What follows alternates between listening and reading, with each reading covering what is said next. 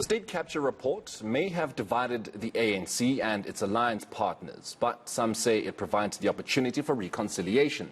This not just for the tripartite alliance, but for the whole country. Let's discuss this with Mikhail Moosa from the SA Reconciliation Barometer. A very good morning to you, Mikhail, and thank you so much for joining us here on the South African Morning.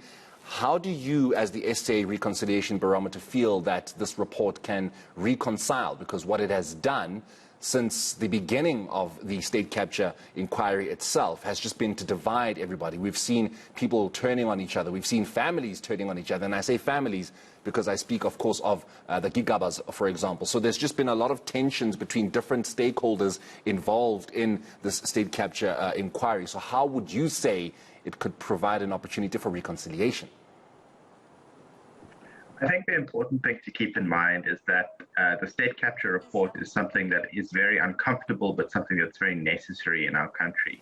So in order for us to sort of overcome the past few years of what's been happening in the public service, of utilities being used to channel money into private hands, I think it's very important that we understand the full extent of what's happening, and that's exactly what the State Capture Commission report is doing. So, of course, this is a very sort of uncomfortable period in our history where we're learning about what's been happening. But like with our transition to democracy, for example, there are a lot of uncomfortable truths that need to be surfaced in order for us to build the basis for overcoming this. And I think it's important to state that we're not saying that this is simply an opportunity for us to all come together and let bygones be bygones, but certainly to understand who was responsible for certain things and making sure that they're held accountable. And that's really what we'll be pushing for as a civil society organization in partnership with lots of others as well, is to say that now that we have this information, we need to do something about it. We need to make sure that people are prosecuted where necessary, that money is recovered and spent more appropriately, and that through this entire process of holding people accountable and understanding what happened, that we can come together as a nation and move forward beyond this and make sure, importantly, that it never happens again.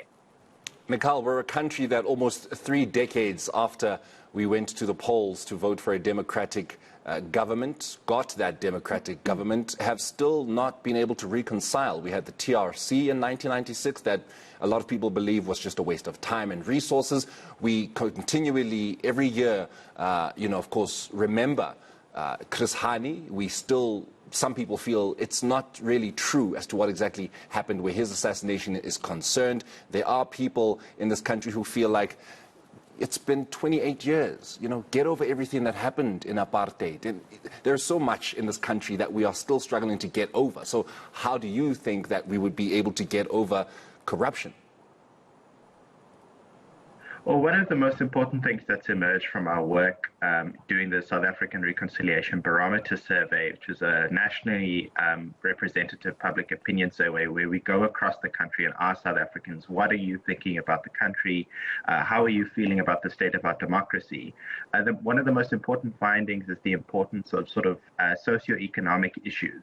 So I think that's somewhere where the TRC, unfortunately, wasn't very effective, was in prioritizing the material needs of many South Africans.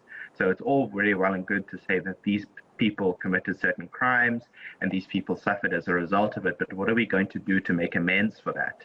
And I think that's where the government and the TRC perhaps fell flat a few decades ago, and also one of the reasons why we still see very high levels of unemployment that you were mentioning earlier, and that we haven't been able to bridge the divides that have marked us as a nation for so long. And primarily one of those main reasons is inequality. And I think this all feeds into one another. These aren't necessarily separate issues. So this idea of corruption, of Eskom, these are public utilities, entities that are funded with public money that are being misused. So it's not only that people are profiting from them, but people are actually becoming poorer from poor service delivery.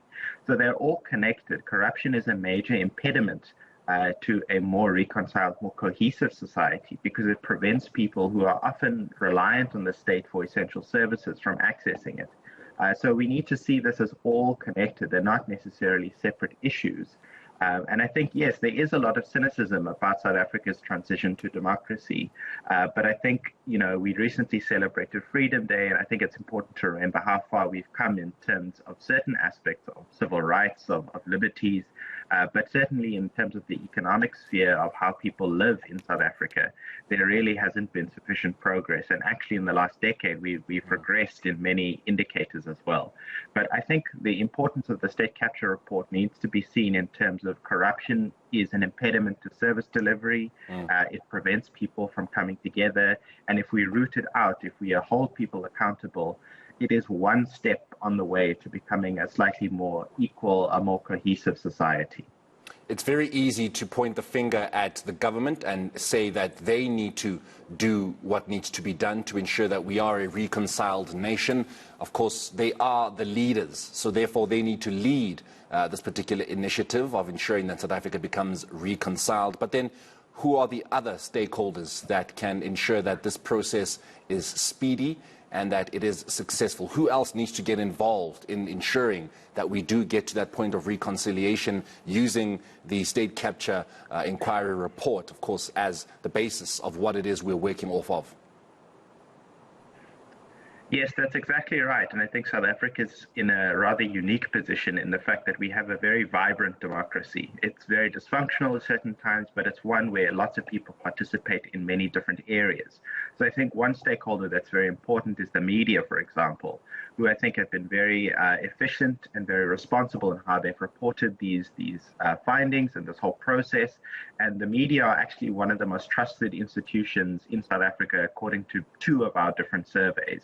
So I think that shows the media's role in holding power to account. And I think over the last few years have been quite successful at doing that.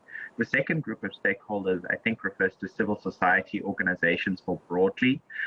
So we know that there have been many coalitions of organizations who have put a lot of pressure on the government, who have put a lot of pressure on the private sector, for example, to become more transparent in their dealings with how these contracts are being managed. And I think that's an important avenue. We shouldn't just rely on MPs or the president, for example, but our local organizations who are doing incredibly important work, often with very little funding. And I think the third important stakeholder is just ordinary South Africans. I think we saw that with the changes to the Minister of Finance. There was a lot of public outcry about that. I think we need to also realize that as citizens in a democracy, we do have a unique power to influence decisions. And through collective action, this can happen. And it has happened before recently. So we shouldn't forget that the power that all of us individually, but more importantly as a collective, have to influence popular decisions as well. Most definitely. Mikhail, thank you so much for joining us here on the South African Morning.